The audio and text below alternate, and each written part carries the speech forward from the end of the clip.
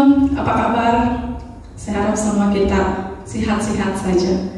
Puji Tuhan, pemeliharaan Tuhan, kita masih dapat bersama pada hari ini. Terima kasih karena kita tetap setia beribadah bersama kami secara online.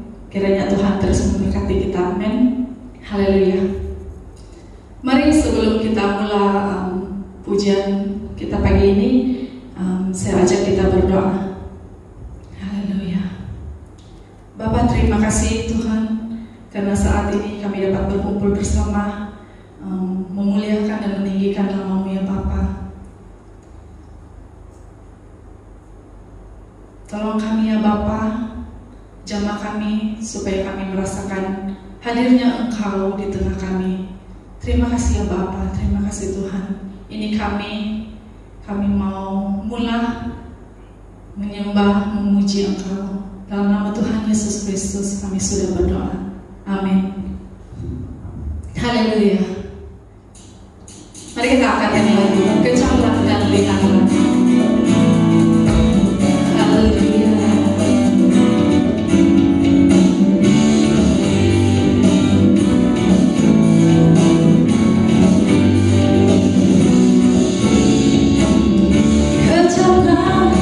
Lihatlah betapa baiknya Tuhan itu.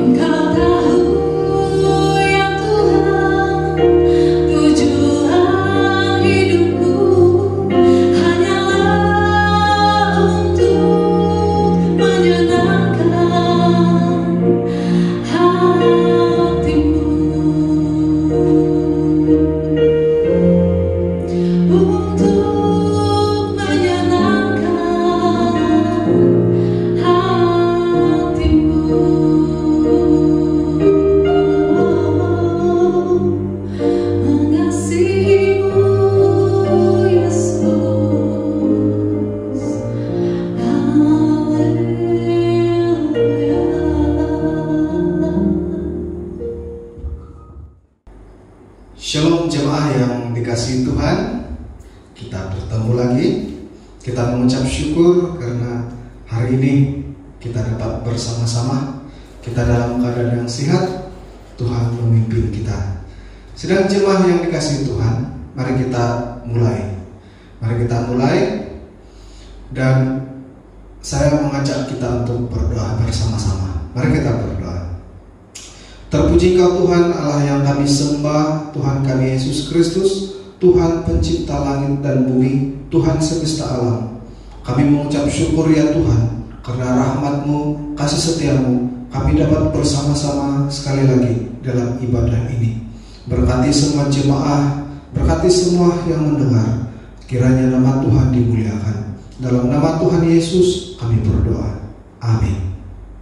Sedang jemaah yang dikasihi Tuhan, mari kita sama-sama buka firman Tuhan di dalam Mazmur 31 ayat yang kelima. Mazmur 31 ayat yang kelima.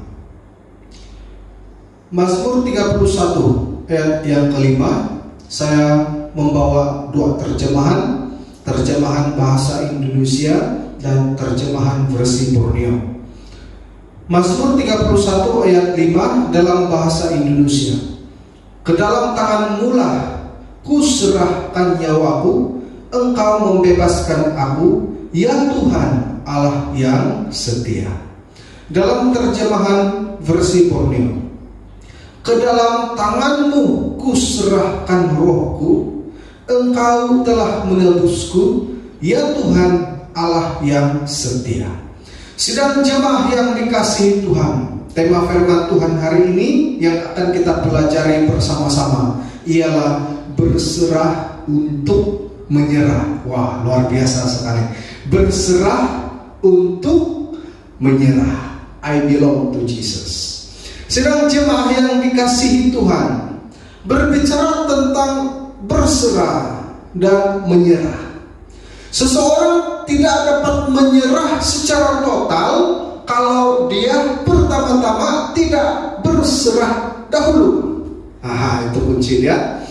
Seorang tidak dapat menyerah secara total kalau dia tidak berserah terlebih dahulu. Sedang jemaah yang dikasihi Tuhan, kalau dalam peperangan menyerah kalah atau dalam pertandingan menyerah kalah itu berbeda. Dia menyerah kalah, tapi belum tentu dia betul-betul berserah. Tapi kalau di dalam Tuhan, sebelum kita berserah kepada Tuhan, menyerah diri kepada Tuhan, pertama-tama kuncinya harus pasrah, harus berserah sepenuhnya, berserah secara total untuk tujuan menyerah diri kepada Tuhan. Jadi berserah untuk menyerah, kunci yang utama. Sedang jemaah, apa itu berserah untuk menyerah? Berserah untuk menyerah itu suatu pengakuan yang mendalam bahwa kita ini tidak mampu dan memerlukan pertolongan Tuhan. Bermula dari kesadaran. Kita mau menyerah kepada Tuhan. Kita mau berserah kepada Tuhan. Pertama-tama yang harus kita perbuat sebelum kita berserah kepada Tuhan untuk menyerah adalah kesadaran kita. Kita mulai sadar, wah, saya ini tidak mampu. Satu kesadaran yang mendalam di dalam hati kita. Kita katakan, wah, saya ini tidak mampu. Saya ini memerlukan pertolongan Tuhan. Maka dengan itu kita mulai dengan sadar kita tidak mampu, kita memerlukan pertolongan Tuhan.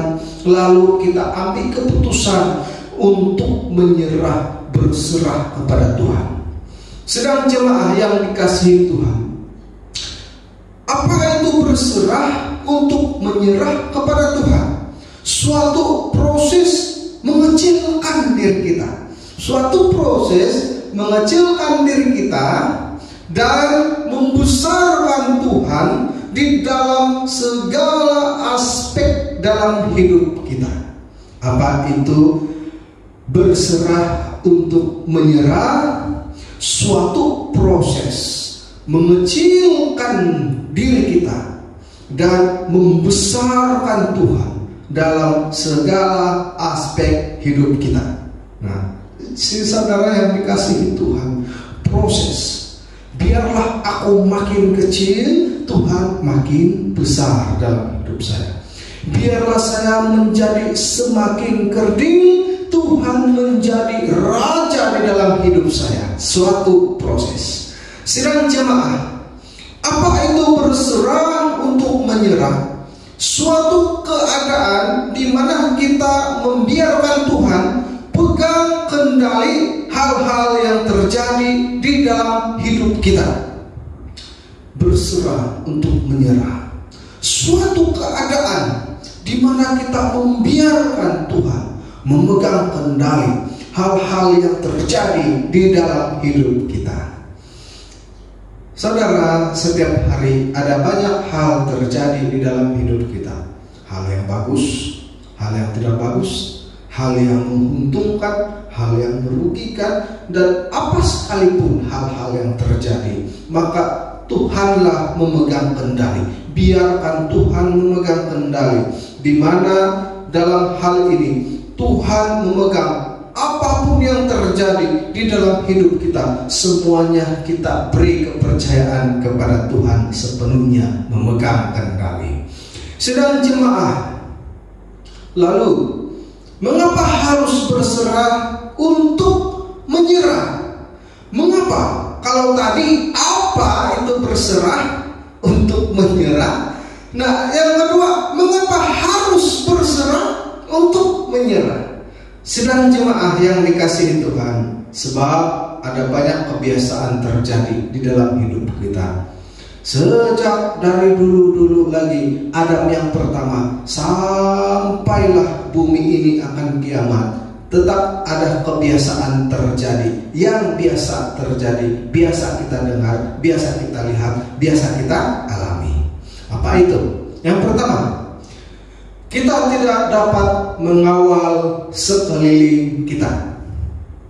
Kita tidak dapat mengawal sekeliling kita. Kita tidak dapat mengawal orang-orang yang ada di sekitar kita. Kita tidak dapat mengawal keadaan-keadaan. Kita tidak dapat mengawal segala sesuatu. Sedang jemaah, kita lebih banyak menjadi mangsa keadaan berbanding daripada mengawal keadaan. Syukurlah kalau kita banyak mengawal keadaan, tetapi kebiasaannya kita lebih banyak jadi mangsa keadaan berbanding mengawal keadaan. Sedang jemaah, itu kebiasaan terjadi. Jadi mengapa harus berserah untuk menyerah? Pertama tadi, karena kita tidak dapat mengawal sekeliling kita. Kita lebih banyak menjadi mangsa keadaan berbanding dengan mengawal keadaan. Sedang jemaah yang kedua, mengapa kita harus berserah untuk menyerah? Karena kita harus menjalani hidup yang penuh pencoba kesan daripada dosa lampau manusia. Sengsara dan menderita itu bahagian daripada hidup kita, meskipun hak kita juga untuk menikmati apa yang disebut kesenangan hidup.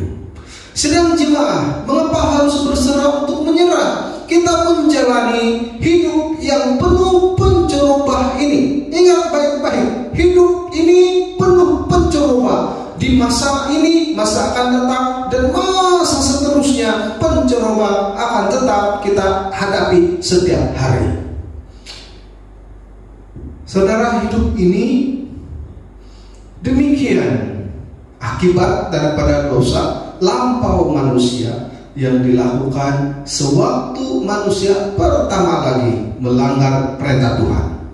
Setelah perintah Tuhan dilanggar, maka wujudnya suatu implikasi akibat pelanggaran dosa yang bermula dari Taman Eden dan menyebar ke seluruh zaman sampai bumi ini akan hancur atau kiamat.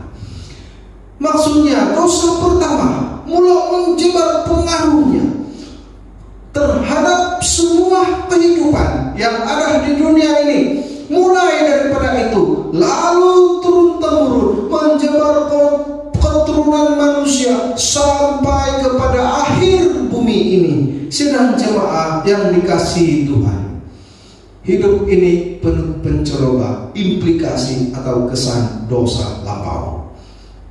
Sengsara dan menderita itu bahagian daripada hidup kita setelah dosa itu mulai masuk dalam semua kehidupan manusia dari dulu sampai akan datang, sampai Tuhan datang. Nah, sedang jemaah yang dikasihi Tuhan, sebab itu kita harus menyerah untuk berserah untuk menyerah. Yang ketiga, mengapa kita harus berserah untuk menyerah? Yang kebiasaan terjadi, kita tidak dapat mengerti arti daripada kepedulian Tuhan dan penyertaan Tuhan. Wah, kita tidak dapat mengerti, bukanlah begitu sepenuhnya, tetapi kita sangat sukar mengerti bagaimana kepedulian Tuhan dan penyertaan Tuhan. Buktinya, kita sering menganggap Tuhan berdiam diri.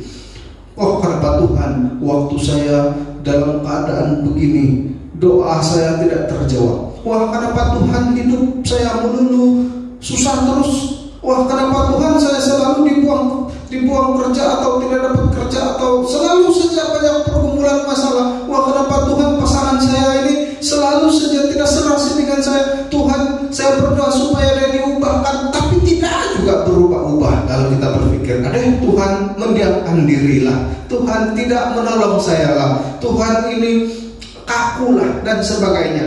Saudara yang dikasihi Tuhan, karena kita tidak dapat mengerti arti daripada kepedulian dan penyertaan Tuhan. Nah, sebab itu kita harus berserah untuk menyerah. Baru hikmat daripada atas diturunkan dan kita mendapat hikmat daripada Tuhan untuk menyingkap dan mengerti arti daripada kepedulian Tuhan, arti daripada penyertaan Tuhan. Sedang jemaah yang keempat, mengapa harus berserah untuk menyerah? Manusia itu rentan kecewa ketimbang bermaswarah ataupun berlapang dada.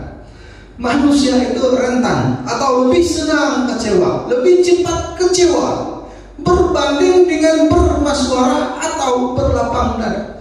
Bila manusia itu berhadapan dengan situasi-situasi yang genting, manusia itu sukar untuk berlapang dada. Bila manusia berhadapan dengan situasi yang menyukarkan, yang kritikal, manusia itu lebih senang kecewa, cepat kecewa ketimbang berlapang dada dan menerima apa yang ada, apa yang terjadi. Saya pikir suatu tokoh yang luar biasa, seorang yang sangat penyabar, yaitu Ayub. Ayub ini seorang yang sangat kaya dalam sejarah Israel. Dalam Alkitab kalau kita baca, Ayub ini adalah yang paling kaya.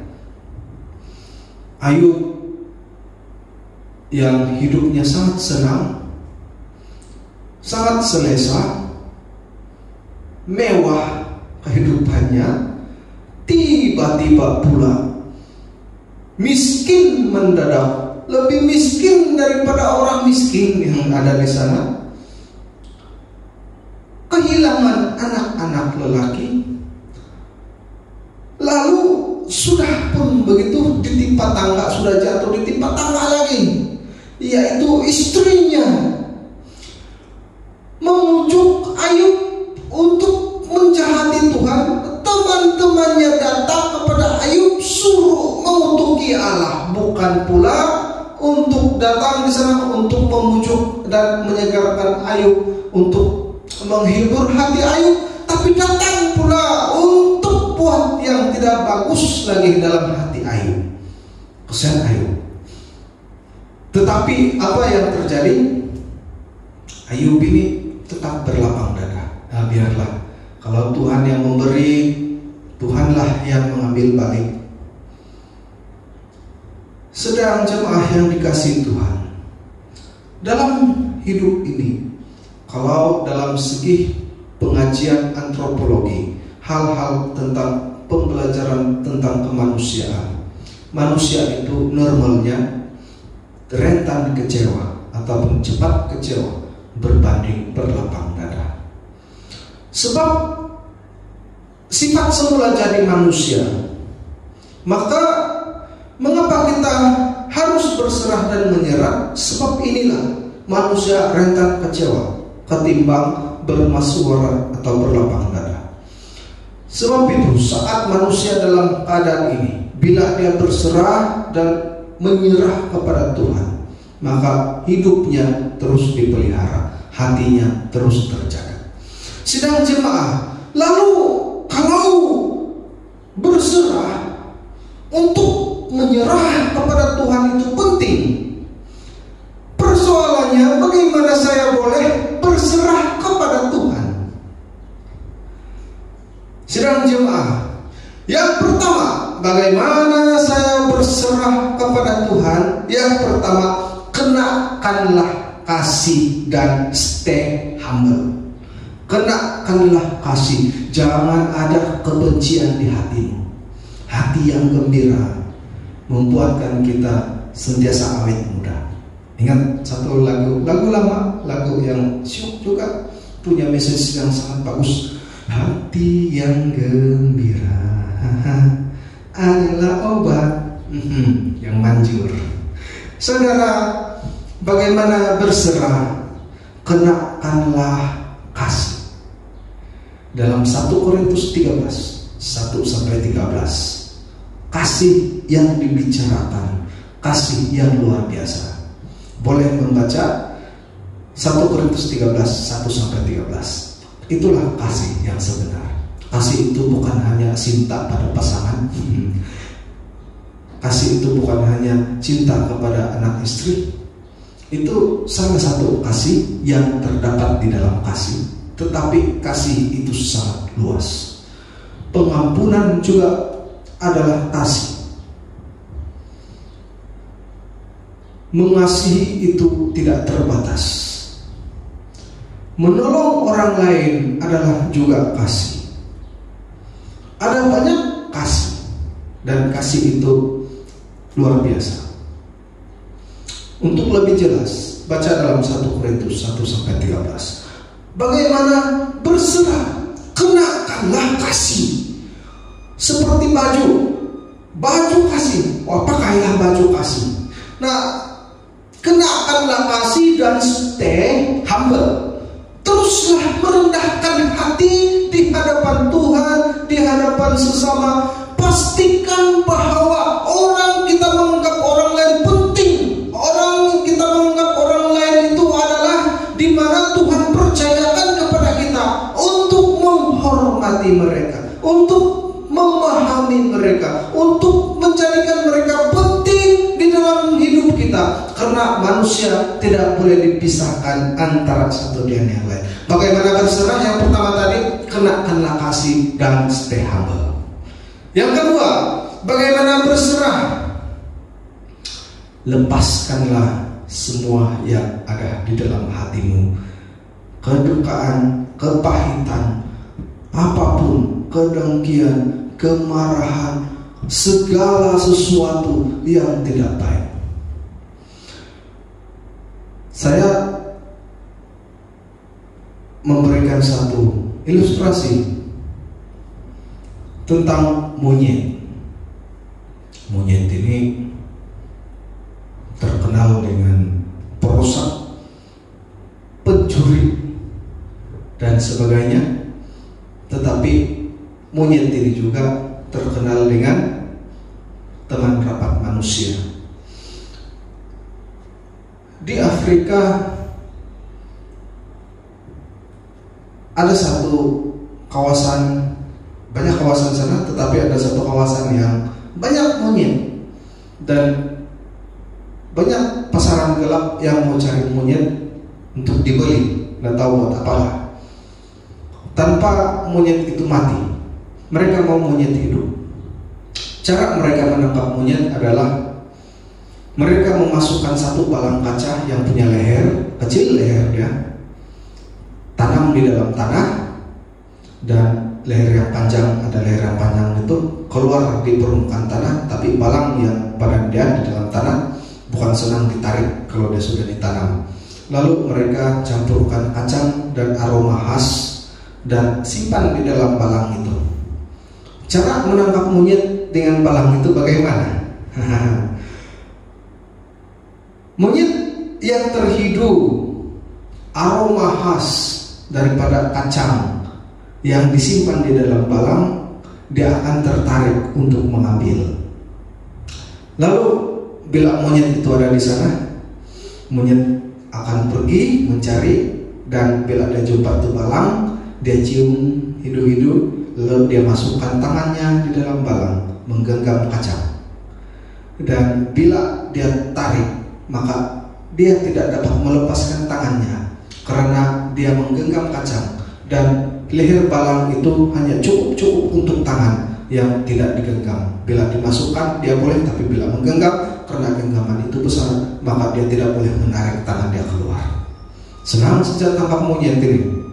Lalu sewaktu monyet itu mengambil kacang dan dia menggenggam lalu menarik, dia tidak boleh menarik tangannya karena dia menggenggam kacang. Sebenarnya bukan susah pun mengeluarkan tangan itu, tetapi karena monyet ini sifatnya adalah bila dia sudah menggenggam itu makanan, dia tidak akan lepaskan makanan itu. Lalu pemburu ini bila dapat, dia senang-senang tangkap monyet ini karena monyet itu tidak dapat lari. Selagi monyet itu tidak melepaskan genggaman kacang di dalam tangannya, maka selagi itu monyet itu terjebak. Tetapi anehnya, monyet ini tidak mau melepaskan genggaman tangannya yang berisi kacang. Sanggup terjebak daripada kehilangan kacang. Nah, selagi dia menggenggam kacang itu, selagi dia terjebak. Sidang jemaat yang dikasihi Tuhan, melepaskan sesuatu perasaan yang tidak enak dalam genggaman kita, karena selagi kita menggenggam, selagi kita terjebak. Bagaimana untuk berserah, melepaskan sesuatu perasaan yang tidak enak dalam genggaman kita, karena selagi kita menggenggam, selagi kita terjebak. Faham? Saya tersakiti oleh seseorang. Saya rasa sangat tersakiti. Lalu saya mulai membenci dia. Saya mulai tidak menyukai dia. Saya mulai tidak hormat pada dia. Saya mulai tidak respect lah dengan dia. Lalu karena saya menyimpan perasaan itu, hidup saya tidak tenteram. Hidup saya sentiasa sakit. Hati saya sentiasa sakit. Hati saya ini buatkan saya tidak boleh menikmati kedamaian yang sangat besar. Saya tidak boleh menikmati sukacita yang original. Sukacita palsu saja saya hadapi, karena saya menyimpan kepahitan, kesakitan. Saya menyimpan sesuatu yang tidak enak di dalam hati saya. Lalu persoalannya, bagaimana saya boleh berserah sepenuhnya kepada Tuhan untuk menyerah diri kepadanya? Karena saya masih menyimpan perasaan tidak enak. Nah, saudara yang dikasihi Tuhan, sadar kalau ada perasaan kita tidak enak terhadap orang lain, kita sangat sukar untuk berserah kepada Tuhan. Oleh itu, selagi kita menggenggam, menyimpan, selagi kita terjebak. Nah, sedang jemaah, oleh itu, lepaskanlah sesuatu perasaan yang tidak enak di dalam hati kita dan mulai berserah untuk menyerah. Karena saat kita masih menggenggamnya, sampai bila-bila orang tidak rugi, tapi kita sendiri yang rugi. Kita shock sendiri dengan ketidakenakan kita.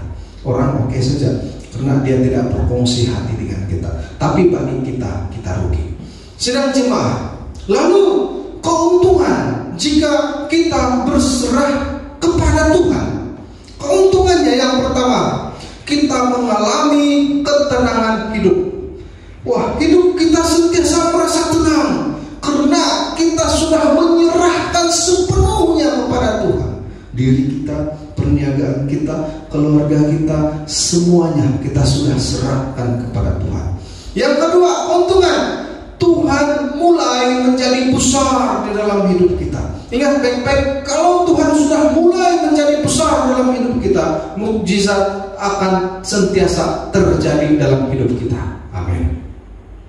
Yang ketiga, keuntungan jika kita berserah kepada Tuhan, kita menikmati damai yang mendalam walaupun badai sedang menerpa. Yang keempat, kita sentiasa berkecukupan. Yang kelima, ada kekuatan untuk bersyukur. Yang keenam, kita menjadi pendamai. Yang ketujuh dan yang terakhir, ada buah-buah roh di dalam diri kita. Sedang jemaah yang dikasihi Tuhan, kita sudah belajar beberapa perkara, yaitu menyerah, berserah untuk menyerah. Di dalam berserah untuk menyerah, yang seperti yang kita pelajari adalah sesuatu yang luar biasa harus kita hadapi. Kita harus berserah untuk menyerah karena kita tidak dapat mengawal sekeliling kita. Karena kita harus menjalani hidup yang penuh pencoba. Karena kita tidak dapat mengerti kepedulian dan penyertaan Tuhan. Karena kita manusia rentan kecewa ketimbang bermasuara. Nah, kita harus berserah pada Tuhan. Bagaimana kenakan kasih, stay humble. Yang kedua, melepaskan suatu perasaan yang tidak enak di dalam hati kita. Saudara yang dikasihi Tuhan, hari ini marilah kita menyerahkan hati kita kepada Tuhan. Hidup kita sepenuhnya. Berserah untuk menyerah. Amin. Mari kita berdoa. Ya Bapa, Tuhan kami Yesus Kristus, Allah kami yang perkasa, Guru kami yang agung. Hari ini kami menyerahkan pribadi kami dalam tangan. Kiranya kami benar-benar dapat menyerahkan diri kami untuk berserah menyerah pada Tuhan, sehingga kami benar-benar hidup dalam pimpinan Tuhan. Berkati jemaat-Mu, berkati kami semua. Ini doa kami dalam nama Tuhan Yesus, Tuhan dan Juru Selamat kami yang hidup